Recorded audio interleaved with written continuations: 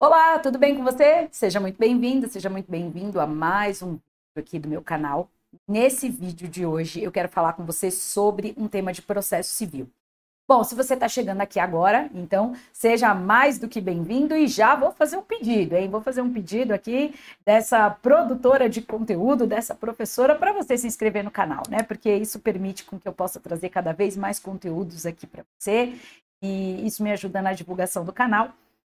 E eu quero te dizer que eu fico muito feliz por cada um que vem até aqui, deixa um comentário. Então, se você curtiu o vídeo, se foi útil para você, se você entendeu esse assunto, nossa, nada me deixa mais feliz do que um comentário nesse sentido, né? Então, hoje eu vou falar de um assunto que constantemente aí, quando eu vou dar uma aula sobre isso, eu vejo os alunos ali cheios de dúvidas, ficando com receio até de fazer uma certa confusão, que é o impedimento e a suspeição. Mas, acima de tudo, eu quero destacar para você uma hipótese de impedimento que a gente pode dizer que não existe mais. Aparentemente não existe mais, porque STF julgou uma ADI. Camila, o que é uma ADI? Esse aqui, ó, ação declaratória de inconstitucionalidade. Quando o STF julga uma ação de declaratória de inconstitucionalidade, significa que ele considera que algum ponto da lei é inconstitucional, tá? Me permitir fazer essa breve explicação, porque eu sei que muitos de vocês são da área jurídica, mas outros tantos que vêm aqui para o meu canal não são. E também, né, a gente está aqui para aprender, tá? Então, quando a gente tem uma ação declaratória de inconstitucionalidade, significa que a partir dali vai ser reconhecida a inconstitucionalidade de um dispositivo. E foi isso que aconteceu com um inciso lá do artigo 144 do Código de Processo Civil. Vamos ver então? Primeira coisa, eu quero que você pense no impedimento e na suspeição como situações que vão, de alguma forma ali, interferir na imparcialidade do juiz. O juiz tem que ser imparcial. Existe toda aquela discussão se existe, de fato, neutralidade, imparcialidade, mas, enfim, o que a gente precisa se apegar aqui é que, para que uma pessoa tenha um julgamento dentro das garantias constitucionais, aquele juiz que vai ali julgar o processo, ele tem que ser imparcial. Ou seja, já pensa nisso, ele não pode ter nenhum tipo de relação, vínculo, nada que, de alguma forma, o relacione com uma das partes no processo. Beleza? E aí a gente tem, então, o CPC falando de impedimento no 144 e de suspeição no 145, tá? Eu vou falar brevemente de cada uma das hipóteses, mas o meu objetivo nesse vídeo é focar, primeiro, nas diferenças que a gente tem entre impedimento e suspeição e nessa circunstância aí, nessa novidade, não é tão nova assim, mas nessa situação que envolve o julgamento do STF, pela inconstitucionalidade do dispositivo, e mais do que isso, como é que você faz agora numa prova? Calma, já falarei sobre isso. Bom, eu gosto sempre de trazer aqui um apoiozinho, né? Deixa eu só colocar aqui primeiro para você. Embora não seja uma aula, eu sempre gosto de trazer como apoio um material, porque eu sei que isso é importante para quem está assistindo o vídeo. E aí a gente vai ter, lá no CPC, no 144, as situações que geram o impedimento do juiz. Eu vou ler essas três primeiras e aí eu volto aí na tela, tá? Então a gente vai ter que o juiz é impedido se ele interveio como mandatário da parte, oficiou como perito, funcionou como membro do MP ou prestou depoimento como testemunha. Deixa eu vir aqui no canto da tela, depois eu deixo para você. Veja, essa hipótese que a gente está vendo aí no 144, inciso 1, diz respeito a uma situação em que o juiz já interveio naquele processo, mas numa outra circunstância. Ou ele foi mandatário da parte. O que é isso, Camila? Advogado da parte. Pode acontecer? Claro que pode. O juiz tem uma vida antes, né? Ele tem uma vida antes ali dele ser juiz. E aí, se de repente ele foi advogado da parte em algum momento, se esforçou, batalhou, estudou para o concurso, passou no concurso, algum tempo depois o processo cai ali na mesa dele, ele está impedido. Assim como se ele foi perito, se ele foi membro do Ministério Público ou mesmo se ele prestou depoimento como testemunha. Ok? Segunda situação. Aqui. Se ele conheceu do processo em outro grau de jurisdição, tendo proferido decisão. Vamos pensar, nesse caso, que o juiz já havia dado uma decisão naquele processo, por exemplo, sendo ali a princípio, ele foi o juiz do processo e algum tempo depois o juiz tornou-se ministro do STJ. Pois é, Camila, mas pode acontecer de um processo durar tudo isso? E aí? Eu conto? Ou vocês já sabem? Pode, né? Então pode acontecer, fato, que o juiz tenha sido ali, né, o juiz da primeira instância, o processo foi para o tribunal, aguardou o julgamento de recursos, e aí quando o processo chegou lá no STJ, o juiz tinha se tornado ministro. Ele vai poder decidir algo neste processo? E a resposta é não, ele está impedido, tá?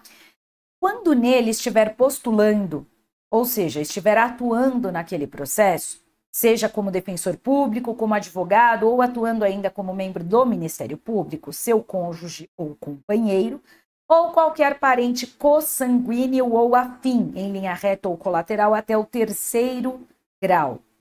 Camila, eu nunca lembro o grau de parentesco. Pois é, aí eu te trago aqui esta imagem retirada da internet, aqui, trazida pelo Colégio Notarial do Brasil, que é uma ilustração perfeita do grau de parentesco.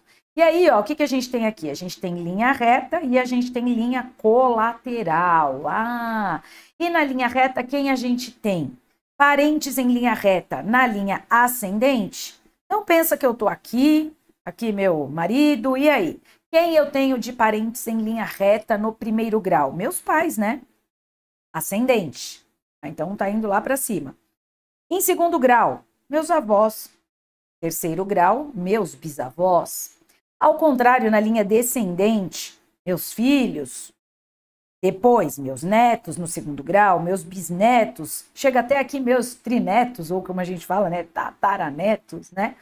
Difícil que isso aconteça, mas de repente, né, a expectativa de vida tem aumentado no Brasil, pode acontecer. Tá, só que até qual grau a gente tem que é um limite? Por exemplo, se é advogado do processo, o pai do juiz. Tem pedido. Filho, também. E se é o bisneto do juiz? Nossa, professora, pode acontecer. Também ele ainda é impedido. Agora, aqui, né, que eles falam, os trinetos, até falei tataranetos que a gente usa, que já seria quarto grau, certo? Aí não, tá? Quarto grau, não, espera um pouquinho. Meus netos, é verdade, filhos, primeiro grau, netos, segundo, às vezes até a gente buga. Bisneto, terceiro, quarto grau, os trinetos, como o Colégio Notarial traz aqui para nós, ou como a gente fala, os tataranetos, aí não, aí parou, né? Até porque, praticamente falando, é difícil que isso aconteça, mas vai que supostamente isso surge na prova, não é impedimento, tá? É até o terceiro grau.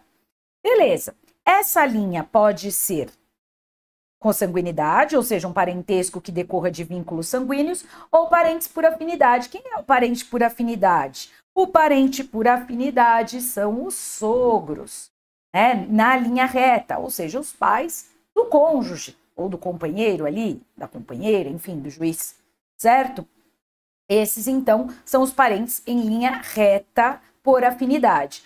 Esses parentes também geram um impedimento do juiz? Sim. E depois a gente tem a linha colateral. Linha colateral, porque é uma linha que vem ao lado, né? A linha colateral. Por quê? Porque decorrem, né? São parentes que decorrem deste tronco da linha reta, mas eles são parentes colaterais. Quem são os seus parentes colaterais? Os nossos irmãos, se você tiver, os sobrinhos, ou do outro lado, né? Os tios, tá? Então a gente vai ter aqui, ó. Quem é parente aqui em linha colateral, os tios, os cunhados também são, certo? Em linha colateral teremos aqui os tios no primeiro grau, os irmãos, aliás, primeiros irmãos, né? Primeiros irmãos que são os parentes colaterais em segundo grau. Já te digo uma coisa, não existe parente colateral em primeiro grau. Por que não? Porque a gente tem uma contagem de graus, né? Quando a gente passa da própria pessoa para os pais, já conta um grau. Como a linha colateral, ela decorre deste vínculo, né? Dessa linha dos pais, a gente já inicia ela no segundo grau. Então, a gente vai ter como parentes colaterais de terceiro grau, ou os tios, ou os sobrinhos, tá? E quarto grau? Quarto grau são os primos.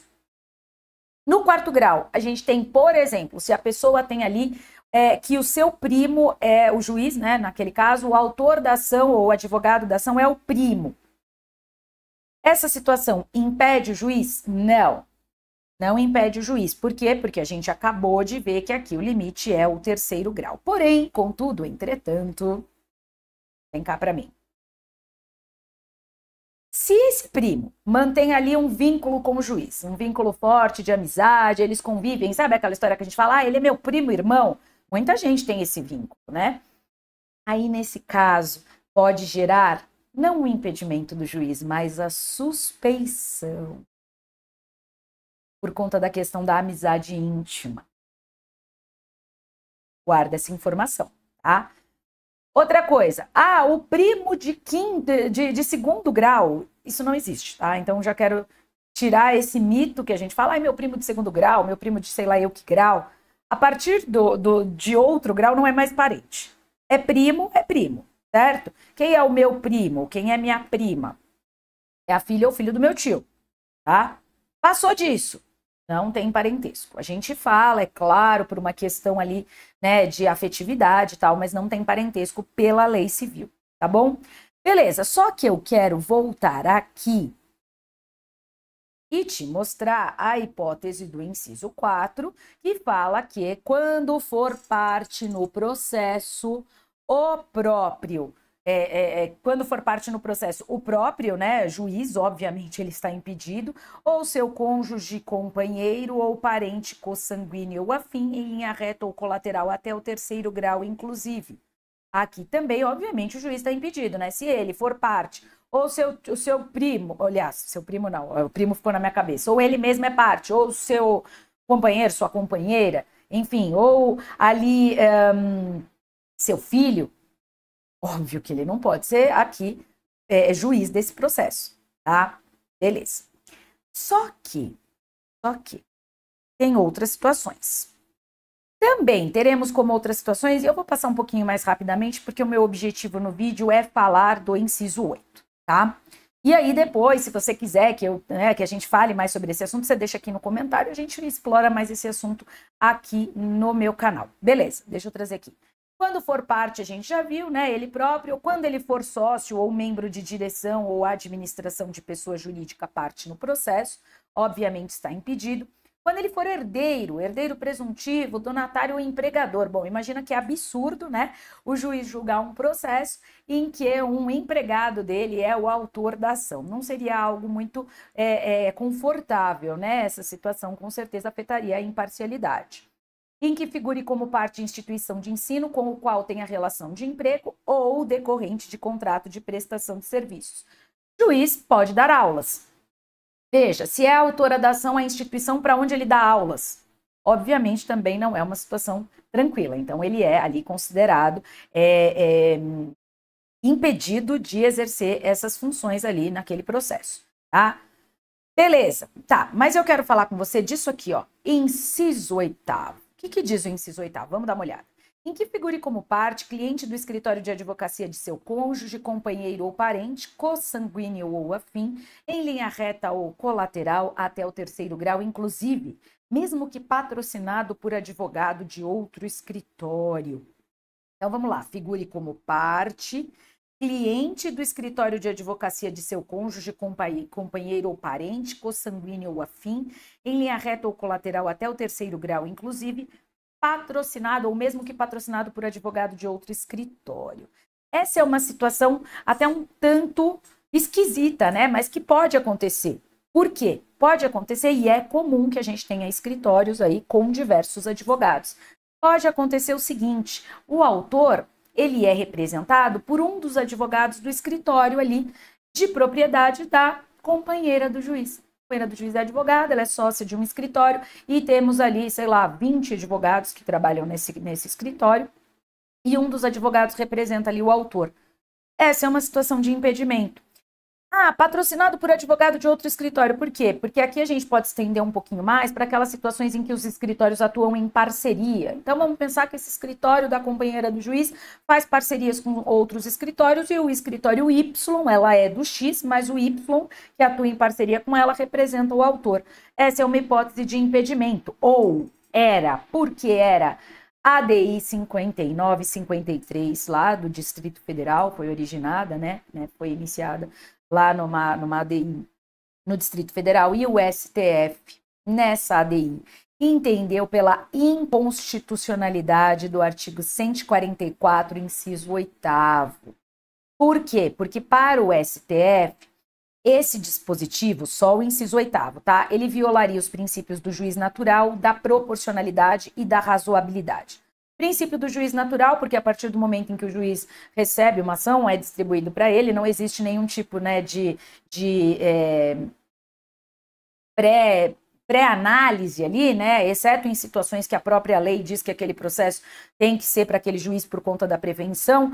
Então aqui o STF entendeu que esta hipótese viola estes 3 princípios, especialmente pelo fato de que é muito difícil, né, na prática, na casuística, saber que de fato esse cliente é do escritório parceiro ou é representado por um dos advogados do escritório lá da sua companheira ou do seu irmão, né? Porque aqui estende, não é só companheiro e cônjuge, é também do parente ali em linha reta ou colateral por afinidade também. Então pode ser do sogro, da sogra, enfim. É algo que vai muito longe, né? Então o STF decidiu dessa forma. E aí vem o pulo do gato, porque você pode estar pensando, nossa, e agora se isso cai na minha prova? Pelo seguinte, esse dispositivo, se você for agora abrir o CPC ali, mesmo que você pegue a versão atualizada da lei, ele continua na lei. Ah, e aí, o que eu respondo na prova? Aí vai depender da forma como vier a pergunta. É claro que eu acho que seria muito arriscado uma banca trazer esta possibilidade hoje como uma pergunta, como uma hipótese, apontando como a resposta correta, porque existe ali, com certeza, vai dar margem para recursos, tá? Mas, é claro, se não tiver nenhuma outra resposta certa e a questão começa com nos termos do disposto no CPC, de fato, o CPC ainda dispõe que essa é uma situação de impedimento do juiz. Agora, de acordo com o disposto no CPC e considerando o atual entendimento do STF, considerando o entendimento jurisprudencial, aí você já sabe que esta não é mais uma hipótese de impedimento, porque este dispositivo foi entendido como inconstitucional. Beleza. É delicado, mas eu quis gravar esse vídeo para você justamente para poder te dar esse panorama, tá? Só para a gente fechar, porque como eu disse, eu queria passar, né, parcialmente pelo assunto, né, só falando especificamente dessa ADI, eu volto aqui e trago para você o seguinte, também é hipótese de impedimento quando a ação for promovida, né, quando o juiz promove ação contra alguém que é parte ou contra o advogado desta ação, sendo aqui, então, as hipóteses em que ele está impedido e, portanto, ele é vedado de exercer as suas funções. E só para a gente lembrar, quais são as hipóteses de suspeição? Suspeição, o juiz é suspeito quando ele tem uma amizade íntima ou uma inimizade com qualquer das partes. Ó, porque eu falei do primo, ó. E se o primo é aquela pessoa com quem o juiz tem uma amizade íntima, certamente isso vai gerar sua suspeição, não o impedimento. Se ele recebeu presentes de quem tinha interesse na causa, isso pode ser inclusive antes ou depois de iniciado o processo. Se ele aconselhou alguma das partes ou subministrou meios para atender os litígios. Se qualquer das partes for sua credora ou devedora, de seu cônjuge ou companheiro, aqui não é a própria pessoa, né, que está no processo, porque seria um impedimento, mas é um credor ou devedor do juiz ou de algum dos seus parentes, tá? E, finalmente, se tiver aí um interesse no julgamento do processo em qualquer das partes. Beleza? O que eu quero fechar aqui para você? Deixa eu voltar para a tela. Quero fechar aqui para você que você precisa lembrar que as hipóteses de impedimento, elas são objetivas. Então, é aquela situação em que está claro que o juiz é parente da parte, que o juiz atuou naquele processo, que o juiz é empregado daquela, né, instituição de ensino, que o juiz é patrão daquela parte. Nas situações de suspeição, a gente tem causas subjetivas. Por isso, ele é chamado de, nesse caso, suspeito. Eu não digo que ele é impedido, eu digo que ele pode ser suspeito. Ele é suspeito. Se ficar reconhecido que a causa existe, esse juiz é suspeito. Beleza, ok. E fechando, não esqueça do que eu te falei da ADI, tá? Porque isso pode surgir em prova, especialmente em provas que constam no edital que pode ser cobrado jurisprudência atualizada de tribunais superiores. Certo? Então, se você vai fazer um concurso de tribunal ou concurso de carreiras jurídicas e tem esse tópico, certamente você precisa tomar cuidado com o 144, inciso 8º. Beleza? Espero que tenha sido um conteúdo útil aí para você, para os seus estudos.